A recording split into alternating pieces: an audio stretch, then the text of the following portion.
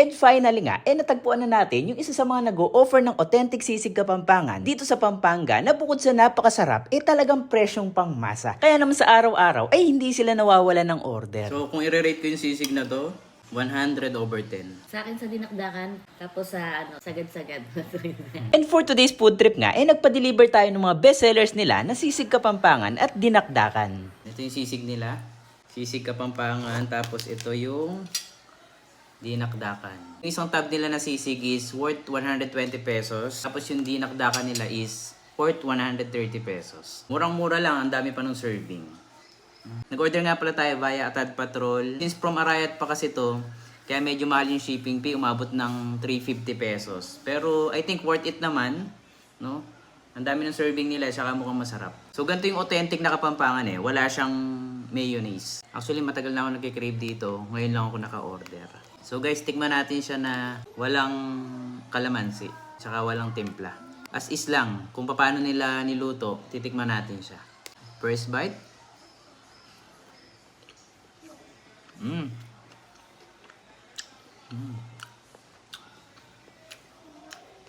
Masarap. Una ko nalasahan yung inihaw na baboy. Tapos sumunod doon yung lasa ng liver. May konting alat, tapos may sipa siya ng asim na pambalanse dun sa alat ng sisig. Lagyan natin ng kalamansi. Ang sarap. Kanin tayo. Ang sarap ng sisig. Sarap. Kung naghahanap ka ng authentic na sisig, message kayo sa Facebook page nila. Lagyan natin dyan sa ilalim. Sarap. Marami na akong nakain ng sisig, pero iba pa rin talaga yung authentic na sisig Kapampangan. Kaya bihira akong sobrang masatisfy sa mga sisig kasi nga, ang hinahanap-hanap ng panlasa ko is yung authentic na sisig Kapampangan. So kung i-rate ko yung sisig na to, siguro mga 100/10. Guys, try nyo rin. Ito yung pangalan nila sa Facebook page. Next naman natin titikman yung kanilang dinakdakan. Halos parehas lang siguro yung karne na gamit. Tapos sa timpla na lang siguro nagkakaiba. Sarap din.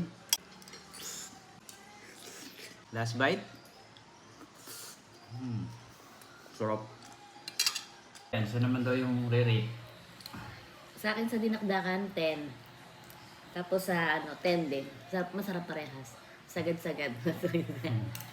Ito nagustuhan ko kasi ang dami niyang yung sibuyas saka sili. Sarap. Gasang lasa siya. Guys, message nyo sila dito. Yan yung FB page nila.